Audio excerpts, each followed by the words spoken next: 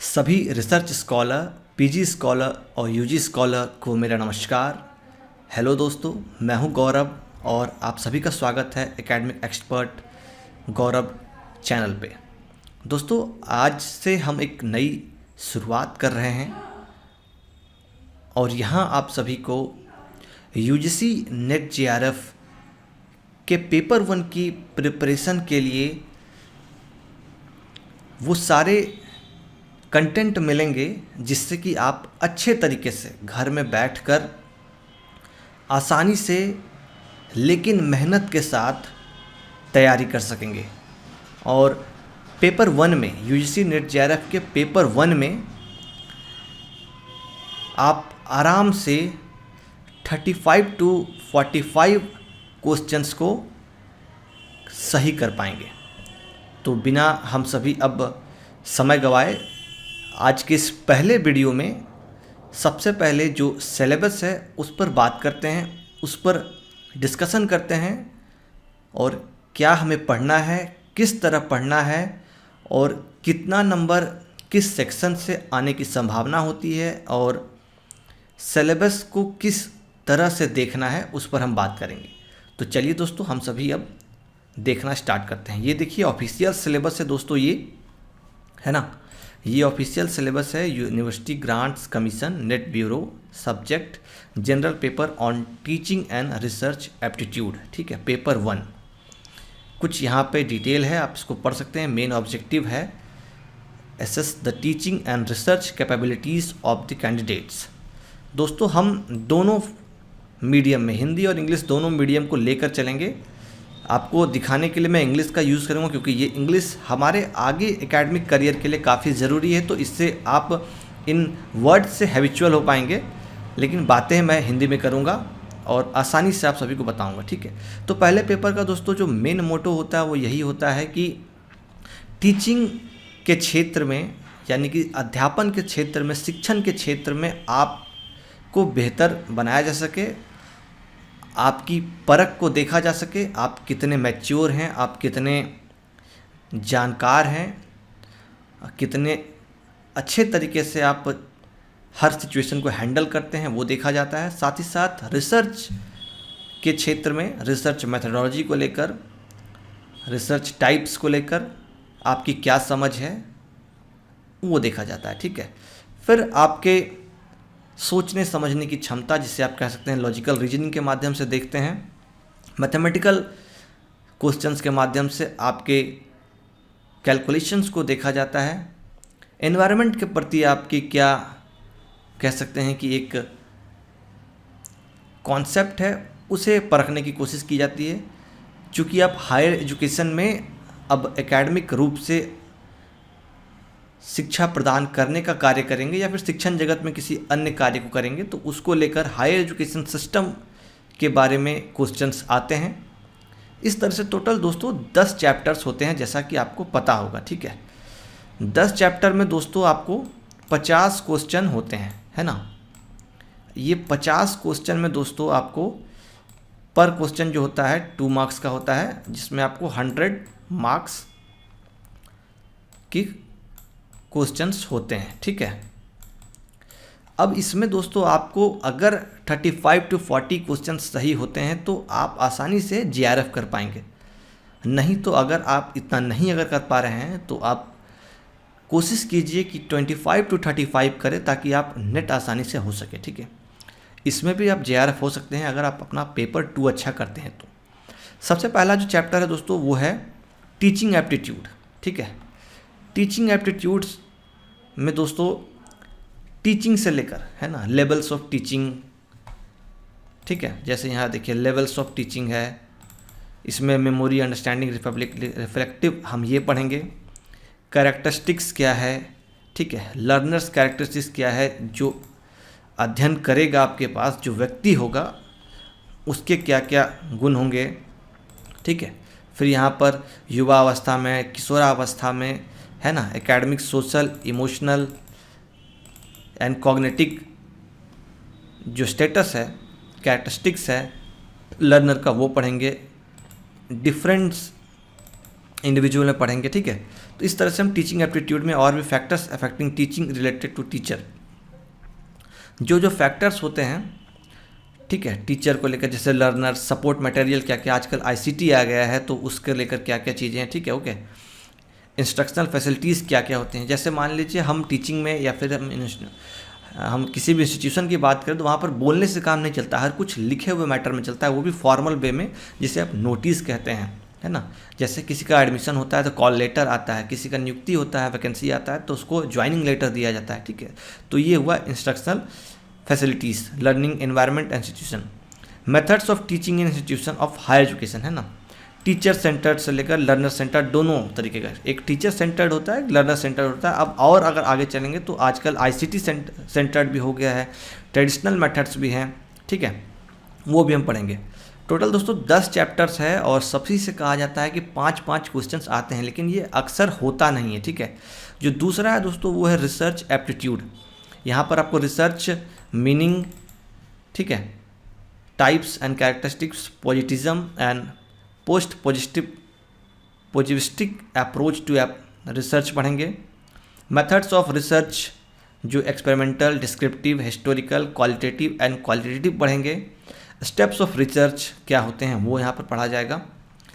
Thesis and article writing, format and styles of referencing पढ़ेंगे। Application क्या क्या use होते हैं आईसीटी के रिसर्च में, अब वो पढ़े जाएंगे। और रिसर्च एथिक्स। दोस्तों मैं जो ये आप सभी को गाइड करूँगा वो मैं खुद अपने आप को भी गाइड करूँगा और आपको भी करूँगा, और मेरा जो मोड होगा वो ये होगा कि हम ज़्यादा से ज़्यादा चीज़ों को ऑब्जेक्टिव वे में समझें, क्योंकि जो क्वेश्चंस है वो कॉन्सेप्चुअल नहीं आएगा, कॉन्सेप्ट हमारे क्लियर होने चाहिए लेकिन ऑब्जेक्टिव वे में, है ना। नहीं तो हम वहाँ पे चीज़ों को जान कर भी उसका सही आंसर नहीं कर पाते हैं। कॉम्प्रिहेंशन में कैसे पैसेजेस आते हैं, जैसे कि मैं आपको बताऊंगा, कुछ चीज़ें गाइड करूंगा। जैसे कि अभी अगर आप देखेंगे तो अगर आप 10 साल या 5 साल के क्वेश्चन आप उठा के देखेंगे तो एनवायरनमेंट को लेकर, इंडियन कल्चर को लेकर, है ना, किसी थिंकर को लेकर, रिचुअल्स को लेकर, मतलब पॉजिटिव वे के जितने भी इंडिया से रिलेटेड पैसेज हो सकते हैं वो दिए जाते हैं, आप उठाकर देख लीजिएगा।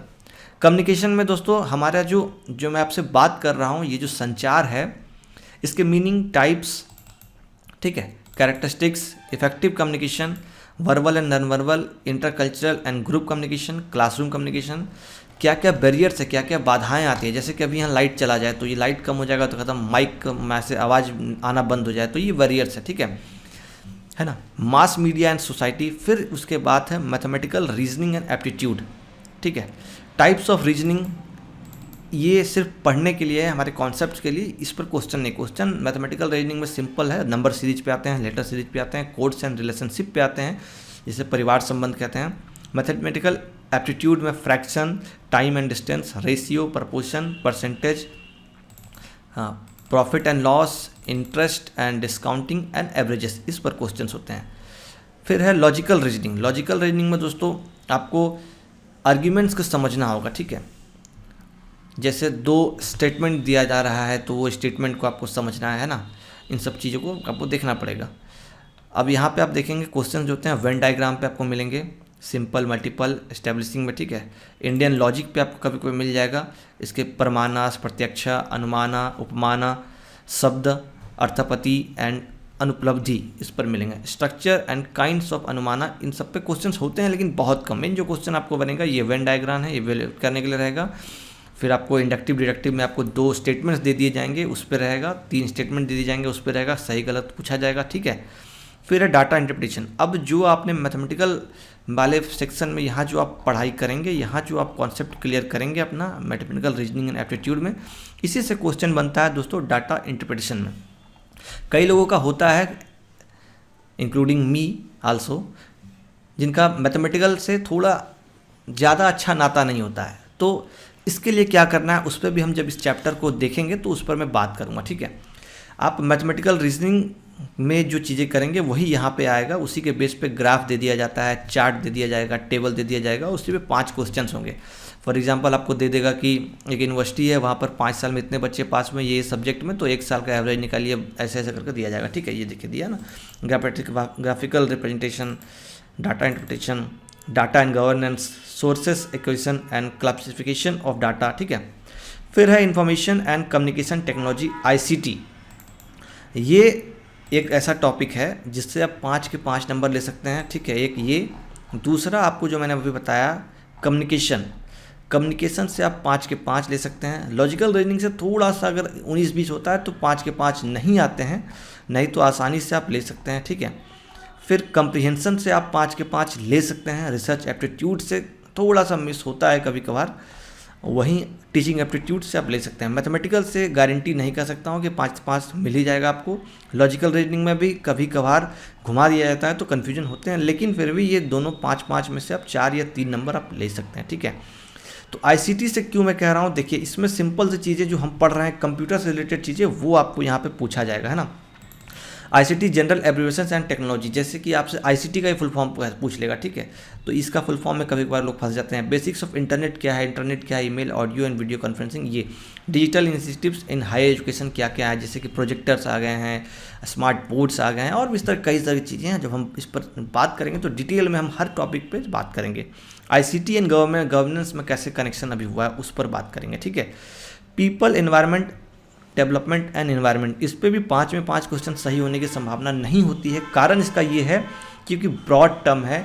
कभी कभार आपसे एक्ट पूछ लिया जाएगा, कभी कभार आपसे कोई सम्मेलन हुआ है उसके बारे में पूछ लिया जाएगा, कभी कभार आपसे कुछ केमिकल रिएक्शंस के बारे में, केमिकल टर्मिनोलॉजी के बारे में पूछ लिया जाएगा, एनवायरमेंटल इशू के बारे में पूछ लिया जाएगा, कभी कभार कोई एनवायरमेंट से रिलेटेड आंदोलन के बारे में पूछ लिया जाएगा। तो 5 में 5 नंबर की गारंटी इसमें नहीं है, ठीक है। तो natural hazards and disaster mitigation, environment, देखिए environmental protection, national action plan on climate change, international agreement, solar alliance, convention of biodiversity, ये पूरा ये सब पूछते हैं तो लोग कंफ्यूज होते हैं और ये हमें फंसा देता है। ये सब क्वेश्चंस आप कर लेंगे। Impacts of pollutants on human health, फिर ये भी हो जाएगा। एनवायरमेंटल इश्यूज़, ह्यूमन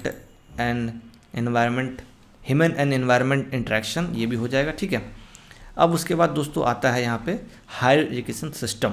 इसके भी 5 में 5 क्वेश्चंस आप कर सकते हैं। इसमें होता बेसिकली क्वेश्चन क्या, देखिए बता देता हूँ।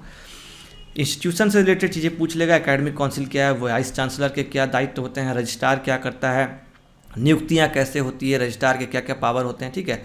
मेथड्स पूछ लिए जाएंगे, एवोल्यूशन पूछ लिया जाएगा, कैसे वो हुआ है। फिर पहली नई जो नेशनल एजुकेशन पॉलिसी पहली हुई थी उसकी थीम क्या है, वो कब आई, कौन उसके अध्यक्ष थे। इस अभी जो नई शिक्षा नीति आई है उसके क्या थीम है, कौन अध्यक्ष हैं, कितने लोग पैनल में हैं, कौन उसको गवर्नेंस कर रहा है, कब पास हुआ, ये सब चीज़ें होती है, पॉलिसी होती हैं। फिर कुछ टेक्निकल चीज़ें पूछ लिया जाता है ICT से रिलेटेड हायर एजुकेशन सिस्टम में, ठीक है। अब चलिए हमसे बात करते हैं आपसे कि किस किस पे नंबर कितने आएंगे जिससे कि पूरे आपके बन जाएंगे। इसमें आप 5 में 5 ले सकते हैं, ठीक है। 5 हो गया इसमें 5 में 5 आपको नहीं मिलेगा, 3 आप मान कर चलते हैं, ठीक है। 3 इस पर लेके चलते हैं और ये आपको 5 में 5 दिला देगा, ठीक है। आराम से 5 में 5 आपको ये दिला देगा। डाटा इंटरप्रिटेशन दोस्तों आपको ये 5 में 5 दे भी सकता है लेकिन नहीं भी देगा, क्योंकि कभी कभार जब ज़्यादा टेक्निकल सवाल होते हैं तो हमारे पास समय नहीं होता है। हम कर लेंगे लेकिन समय नहीं होता है हमारे पास, ठीक है। 3 इसमें आप ले लीजिएगा बड़ी आसानी से। लॉजिकल रीजनिंग में दोस्तों नहीं आप ले पाएंगे, 3 ही मानकर चलता हूँ, क्योंकि ज़्यादा बड़ा सपना देखना अच्छी बात है लेकिन उसको पूरा करने के लिए काम भी हमें ही करना होता है, उसके हिसाब से हमें सपने देखने चाहिए। मैथमेटिकल रीजनिंग में भी दोस्तों मैं 3 लेकर चलता हूँ, ठीक है। कम्युनिकेशन में एकदम आराम से आप 5 लेकर चलिए, कोई इशू नहीं। कंप्रीहेंशन में आप 5 लेकर जा सकते हैं लेकिन एक आध डाउन में रखता हूँ, ठीक है। रिसर्च एप्टीट्यूड में कोई इशू नहीं है दोस्तों, आप 5 ले सकते हैं। इसकी अच्छे से तैयारी बस आपको करनी है ना, बस थोड़ी सी कॉन्सेप्ट क्लियर करना है, बाकी कोई इशू इसमें नहीं होने वाला। टीचिंग एप्टीट्यूड में दोस्तों आसानी से आपको 5 मिल जाएगा, ठीक है। तो चलिए अब हम कैलकुलेट करते हैं। 5, 10, 14, 19, 22, 25, 27, 32, इंग्लिश में भी मैं बात करता हूँ नहीं तो दिक्कत हो जाएगा, ठीक है। हम लोग कहाँ थे, 32, 35, 40 है ना। मैंने आपको कहा था कि हम 35 to 40 क्वेश्चन सही करने की दिशा में काम कर सकते हैं, इसकी गारंटी मैं देता हूं। लेकिन पढ़ना पड़ेगा आपको, चीज़ें मैं करके दिखाऊंगा, बताऊंगा, कॉन्सेप्ट्स क्लियर करूंगा, लेकिन आपको उस हिसाब से मेहनत करनी होगी। तो 40 क्वेश्चंस मैक्सिमम आप आराम से कर लेंगे। अगर आप चाहें तो 50-50 में कर सकते हैं, वो आपके ऊपर है। लेकिन इतना कर सकते हैं, ठीक है, इतना का टारगेट मैं भी लेकर चलता हूँ, है ना। तो दोस्तों फिलहाल इस वीडियो को हम लोग यहीं ख़त्म करते हैं। आज मैंने आप सभी से पूरा सिलेबस जिक्र किया है, कई जगह पर मैं भी लड़खड़ा रहा हूँ, तो धीरे धीरे आपसे जब बात करते करते मैं इन सब चीज़ों में फ्रिक्वेंट हो जाऊँगा, ठीक है। तो दोस्तों आगे बने रहिए और जितना ज़्यादा हो सके अपने जितने फ्रेंड्स हैं, जितने लोग हैं जो कि यूजीसी नेट जेआरएफ की तैयारी कर रहे हैं, जो भी स्ट्रीम से वो हैं, उन्हें शेयर कीजिए। एक अच्छा खासा जब हमारा कम्युनिटी बन जाएगा, एक अच्छा खासा जब हमारा चैनल क्रिएट हो जाएगा, बन जाएगा, तो फिर हम जल्द से जल्द अब पूरी कोशिश करेंगे कि हम वीडियो के माध्यम से आप सभी को आगे गाइड कर सकें। हम लाइव इसलिए नहीं आ रहे हैं दोस्तों क्योंकि हर किसी की अपनी मजबूरी है और समस्याएं हैं, इंटरनेट का प्रॉब्लम है, तो मैं वीडियो के माध्यम से particular topics wise, chapter wise video आता रहेगा, उसके माध्यम से तैयारी होती रहेगी। कुछ भी पूछना हो, बताना हो, बेझिझक नीचे कमेंट भी कर सकते हैं आप जहां ये वीडियो देख रहे हैं, चाहे फेसबुक चाहे यूट्यूब। और दूसरी बात दोस्तों, आप चाहें तो मुझे मेल भी कर सकते हैं, मैं नीचे मेल आईडी भी दे दूंगा, वहाँ से भी आप मुझसे जुड़ सकते हैं, मुझसे बात कर सकते हैं, ठीक है। कोशिश करेंगे कि जल्दी हम एक व्हाट्सएप ग्रुप भी बना लें ताकि आप सभी के साथ कंटिन्यूसली हमारा टॉक चलता रहे, जिससे कि एक तैयारी अच्छे वे में होते रहे। तो आप अपने परिवार का ख्याल रखें, अच्छे से रहें। हम फिर मिलेंगे दोस्तों अगले सेशन में। जय हिंद, जय भारत।